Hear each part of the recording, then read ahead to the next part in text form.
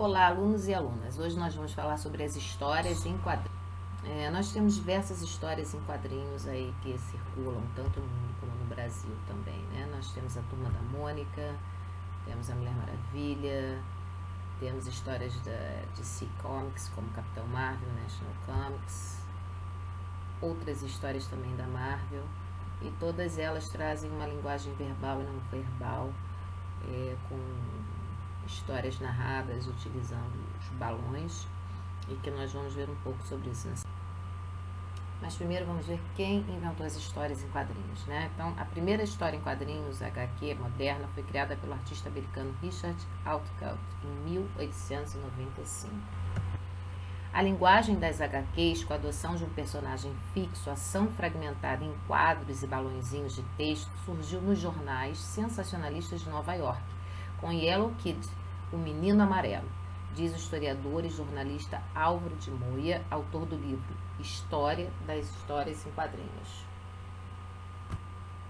Então nós temos aí uma tirinha do The Yellow Kid Takes a Hand at Golf. Olha aí o Menino Amarelo e a capa da história em quadrinhos. Agora vamos falar um pouquinho da história em quadrinhos no Brasil.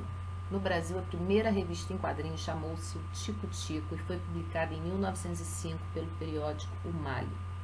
Mas foi apenas em 1960 que o público brasileiro teve um gibi inteiramente colorido com a publicação de A Turma do Pererê, do cartunista Ziraldo. O gibi foi apresentado pela editora Cruzeiro e trazia personagens inspirados na cultura nacional. A Turma da Mônica, que vocês certamente conhecem, foi também na década de 60 que surgiu e foi criada pelo paulistano Maurício de Souza. A revistinha fez tanto sucesso que hoje é publicada em mais de 40 países e traduzida em 14 idiomas. Nós temos aí a evolução do desenho da Mônica, desde 1963 até hoje. Vamos falar agora um pouquinho da estrutura das HQs. Essas histórias possuem os fundamentos básicos das narrativas. Então, tem o enredo, os personagens, o tempo, o lugar e o desfecho. No geral, apresentam uma linguagem verbal e não verbal. Os artistas utilizam diversos recursos gráficos nesse gênero textual com o intuito de trazer o leitor para dentro da história contada. Para comunicar as falas das personagens, por exemplo, são empregados balões com textos escritos. O formato desses balões também transmite intenções distintas. Olha lá, diversos tipos de balões. E vamos ver agora que nós temos o da fala, né, que é esse mais retinho. O do pensamento, que lembra uma nuvem. O do grito, que lembra uma explosão. O do cochicho, que é todo pontilhado. O do amor, que é um coração. E o da ideia, que aqui no caso tem uma lâmpadazinha.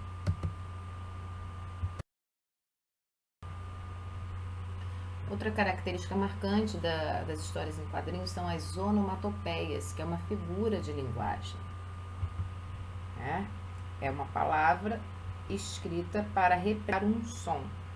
Vamos a alguns exemplos de onomatopeias. Nós temos o ratimbum, que é um som de instrumentos musicais. Tic-tac, por exemplo, som do relógio. Toque-toque, som de bater na porta. Sniff-sniff, som de pessoa triste, chorando. Buá, o ruído de choro. Atim, barulho de espirro. Uhul, grito de felicidade ou adrenalina. E aí, qual atividade que vocês irão realizar? Vocês vão criar uma história em quadrinhos, escolhendo uma das temáticas abaixo. Pode ser sobre o coronavírus, pode ser o futuro do mundo, pode ser a rotina na escola. A história deve ter de 4 até 9 quadrinhos. Você vai deixar seu comentário aqui embaixo desse vídeo para eu registrar a sua participação. Não esqueça de colocar o seu nome, só o primeiro nome e a sua turma. Para enviar a atividade, como é que você vai fazer? Você vai fotografar a sua história em quadrinhos e enviar para o e-mail professorarobertavita@gmail.com. Não se esqueça que essa atividade também irá contar para a sua avaliação. Até a próxima!